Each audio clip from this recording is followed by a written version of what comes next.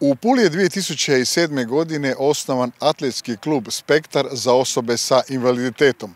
Klub trenutačno ima 28 članova, od kojih su 8 vrhunski sportaši, a ostalo su volonteri i rekreativci. Članovi Spektra sudjeluju na domaćim i međunarodnim natjecanjima te se školuju sportski kadar kako bi poboljšali kvalitetu rada, a organiziraju i sportsku rekreaciju za sve članove.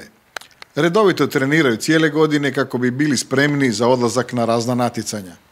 Ja se osjećam odlično u klubu, za mene je sport, cijeli život se bavim sportom, ja bez sporta ne mogu, stalno nešto treniram. Klub ima 3 programa rada i to aktivni sportaši i atletičari, odnosno osobe s invaliditetom u disciplinama bacanje kugle, diska, koplja i vožnji kolica. Rad s pretilim osobama na prevenciji kardiovaskularnih bolesti te rekreativni program za ostale članove kluba. Kakva je situacija sa bacačkim disciplinama?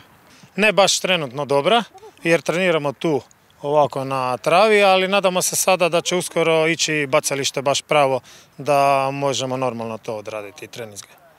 Koliko imate bacača u klubu? Bacača imamo 7, neki su nam u Rijeci, neki su ovdje iz Pule, svi su više manje u kolicima, osim jednog dečka koji može hodati, ali isto baca sa sjedećeg položaja, tako da u biti kad idemo na neka putovanja imamo puno kolica, imamo svega, tako da jedan kombi nam je malo, ali se snalazimo svakako. Hrvatska paraolimpijka Jelena Vuković najpoznatija članica kluba, a ujedno trenira 6 sportaša s invaliditetom, korisnika invalidskih kolica, te jednog sportaša s invaliditetom koji nije korisnik invalidskih kolica. Jelenu Vuković pak treniraju profesorica Katja Luketić i pomoćni trener Ivan Radešić, te asistentica Katarina Polić. Jelena je naša vrhunska sportašica. Višestruka je bivša europska i svjetska prvakinja, rekorderka u bacanju kugle, koplja i diska, te aktualna državna prvakinja i osvajačica brončane paraolimpijske olimpijade u Ateni 2004. Situacija u klubu nam je super, imamo puno mladih sportaša, osoba s invaliditetom koji su se radili su tek prije par godina, uključili smo ih u sport, imamo još 2 sportaša u Rijeci, sezona nam je bila vrlo uspješna i nadamo se još bolje sljedeće godine. Što vi očekujete kao paraolimpijka? Pa ja očekujem odlazak na Europsko prvenstvo svakako sljedeće godine u Poljsku, a onda evo, ako sve bude ok, Tokio 2020. kao 5. paraolimpijske igre.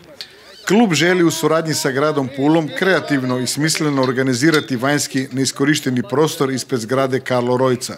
U planu je izgradnja bacališta za invalidska kolica te vanjskog fitnesa u kojem bi se ugradile 4 sprave, a koje mogu koristiti uz osobe s invaliditetom i zdrave osobe. Tako bi osmišljeni prostor bio namijenjen prvenstveno sportašima s invaliditetom, ali i svima onima koji se žele baviti sportom.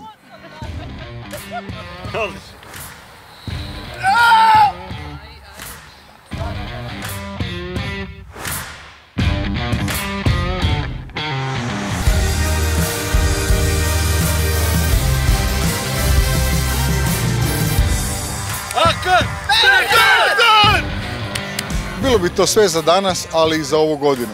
Sretan Božić i sretnu Novu godinu, te vesele božićno-novogodišnje blagdane žele vam Bojan Prusac i Branko Bijačić.